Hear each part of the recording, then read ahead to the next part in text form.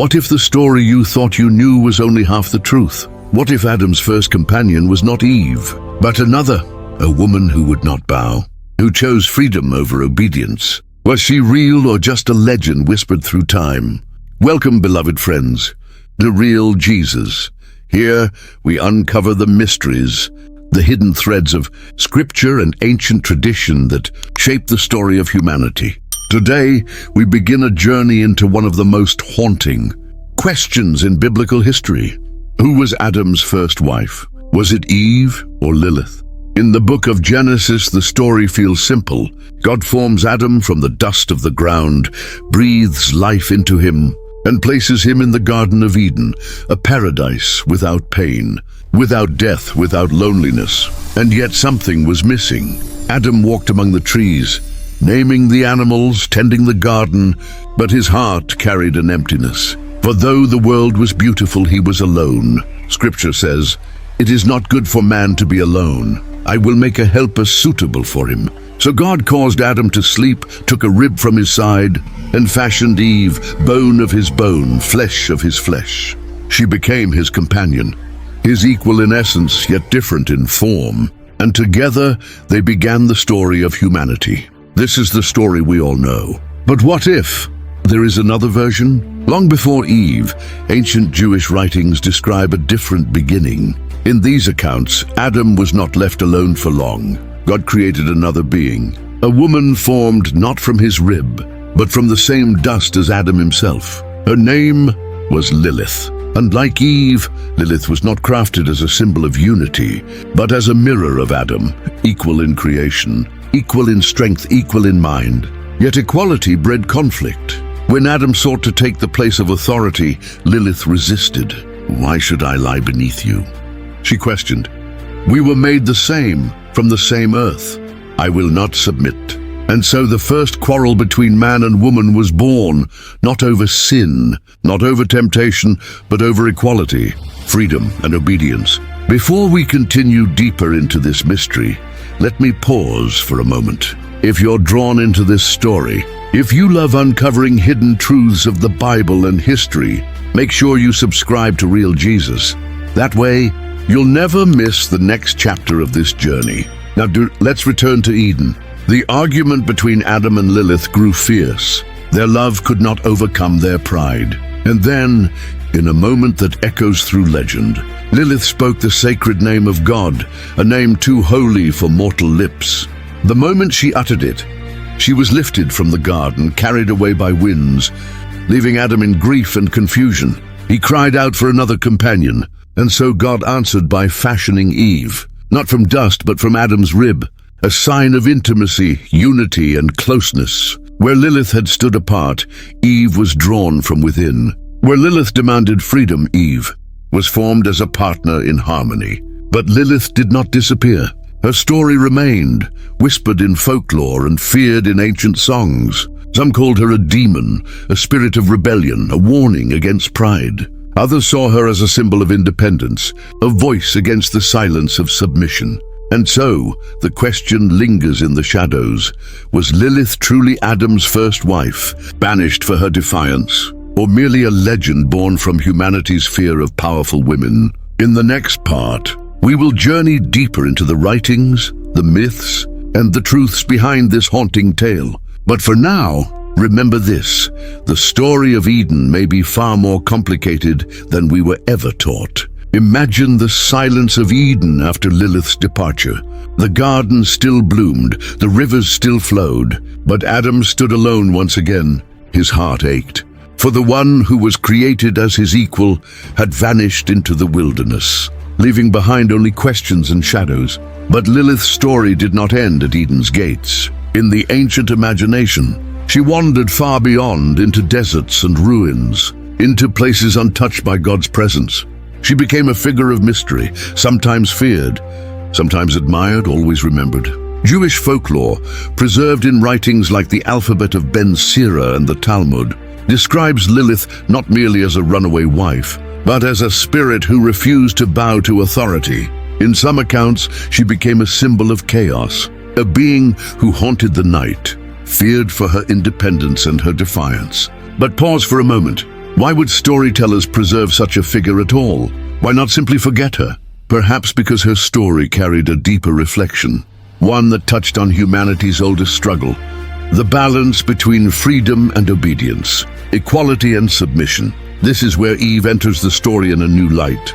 God formed her not from the dust, but from Adam's side, an image of closeness, of unity, of shared life. Unlike Lilith, she did not begin with a struggle for dominance, but with a bond of connection. The message was clear.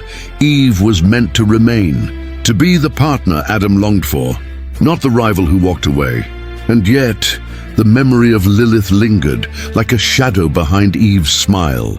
Friends, if this journey is opening your eyes to parts of the Bible and ancient tradition you've never heard before, I invite you, subscribe to Real Jesus. Together we'll uncover truths, mysteries, and forgotten voices that history tried to silence. Over time, stories of Lilith grew darker.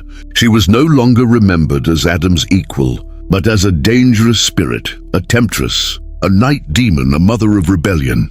Rabbis and poets described her as stealing children, seducing men and haunting dreams. But behind these terrifying portraits, some see something else, a woman who simply refused to be controlled, a voice of defiance that could not be tamed, so it was turned into a monster. Was this demonization of Lilith a warning to women not to rise above their place? Or was it a way of explaining humanity's fear of untamed freedom?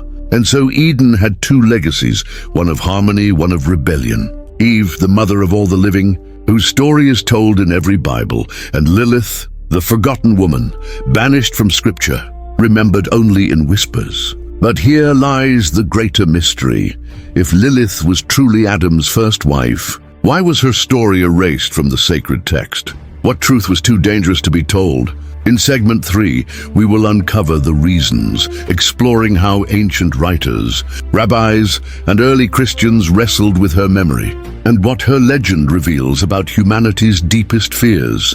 Why is it that the Bible, so rich in detail, so precise in naming even obscure figures, never speaks of Lilith as Adam's first wife? Why does her name only appear in the shadows of folklore, in fragments of Jewish tradition, in whispers that echo through the centuries? Could it be that her story was too dangerous, too unsettling to be preserved in Holy Writ? In Genesis, the narrative flows seamlessly. Adam, then Eve, then the serpent's temptation. No room for another figure. No mention of a woman who defied her role and walked away. To include Lilith would have been to admit that the very first union of man and woman ended not in harmony, but in conflict. Instead, the sacred text emphasizes unity, bone of my bones, flesh of my flesh. A declaration of closeness, of belonging. The Bible gives us Eve, not Lilith, but the silence speaks loudly. Later rabbis, struggling to explain certain verses, began to weave Lilith back into the conversation. Some looked at Genesis 1, where God creates male and female together, and asked, who was this first female created at Adam's side before the rib story of Genesis 2? Their answer, Lilith. She was there, but she did not remain. In their telling, Lilith became a cautionary tale, a woman who refused obedience, who abandoned her role, and who suffered for it. She was not erased entirely, but she was painted as a warning, her independence recast as rebellion. Beloved friends, if this kind of exploration stirs your heart and mind, if you love uncovering hidden truths the world has forgotten, then I invite you, subscribe to Real Jesus. Join me as we journey through mysteries that reveal not only the past, but also the human heart. Think of the contrast. Eve was remembered as the mother of all living, celebrated in every Bible, honored as the first woman to carry life.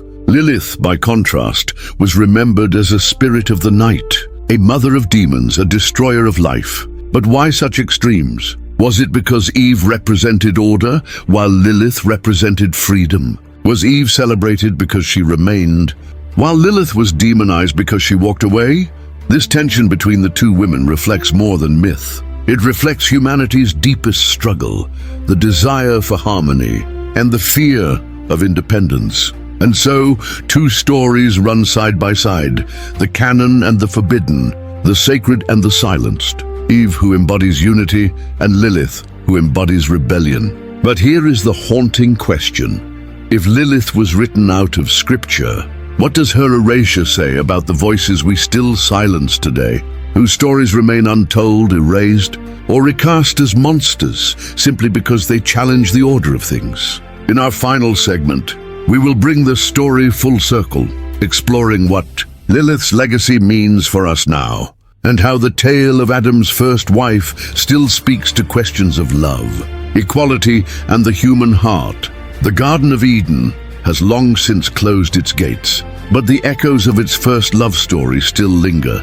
Even Lilith, two women, two paths, two legacies, one remembered as the mother of all the living, the other erased, demonized, and hidden in shadows. But together, their stories force us to ask, what does it mean to love? What does it mean to submit? What does it mean to be free? Eve's story reminds us of unity, of shared life, of closeness between man and woman. She represents the bond of family, the beginning of humanity. Lilith's story, however, confronts us with the struggle for independence, the refusal to be silenced, the courage, or perhaps the pride, to walk away. Was Lilith truly Adam's first wife? Or was she a symbol created by storytellers to warn against rebellion? The answer may never be fully known, but the power of her legend endures. Perhaps Lilith's greatest legacy is not whether she truly lived, but what she reveals about us. We fear what we cannot control. We demonize what will not bow. And in doing so, we sometimes turn voices of strength into shadows of warning. Meanwhile, Eve remains, not as a rival to Lilith, but as a reminder that unity and intimacy are at the heart of God's design for humanity. Two stories side by side, one in light, one in shadow. If you've walked with me this far, I want to remind you, don't forget to subscribe to Real Jesus.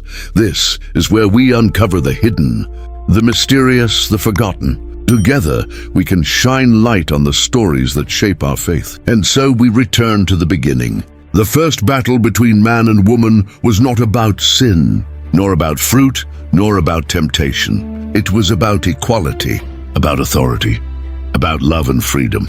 Perhaps that is why Lilith's story still haunts us, because it touches a wound that still lingers in humanity today. Was she Adam's first wife, or only a legend? The mystery remains. But whether truth or myth, her shadow reminds us every story has more than one voice. My dear friends, thank you for watching this journey on Real Jesus. Your support means everything.